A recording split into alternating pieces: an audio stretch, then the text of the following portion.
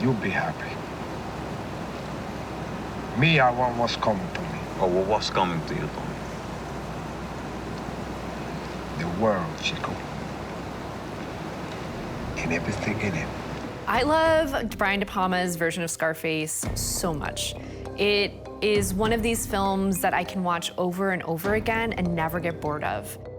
It is stylish, which I love all of the Art Deco. I love the kind of fake Miami. It's not actually filmed in Miami, but it looks like Miami. Scarface, when it was released in 1983, was not a critical success, and it wasn't really that big at the box office, which might come as a surprise given how lauded this film really is and how beloved it is.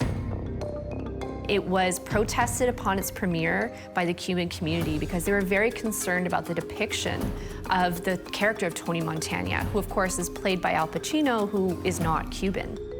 And Al Pacino actually felt very conflicted about this. He really loved this film and he had really enmeshed himself in the Cuban community, but felt that he had betrayed them somehow. It's Cubans like you who are giving a bad name to our people, people who come here and work hard. It took some time before people really came out and applauded Scarface, and one of its biggest champions was the director Martin Scorsese. And I think that's quite understandable given the kinds of films that Martin Scorsese has made about the mafia. He really saw what Oliver Stone and Brian De Palma did was elevate the genre, the gangster genre, to a place that he hadn't taken it. So originally this film was developed by Al Pacino himself. He had watched the 1932 version of Scarface, and he wanted to really make it 50 years later.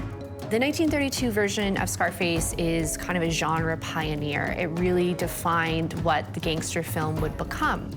It's a beloved film that we describe as PreCode, meaning that it came before any sort of production code or censorship. So it's a very shocking film for 1932, with the violence and with the treatment of women, and the treatment also of the Italian culture. So despite the fact that Scarface wasn't very successful critically, it is a huge film when it comes to popular culture. Arguably, I don't think there's another film from the 80s that has continuously been absorbed in different facets of media and popular culture. You have video games that are dedicated to Scarface, most prominently with Grand Theft Auto, of course, borrowing from the Scarface soundtrack.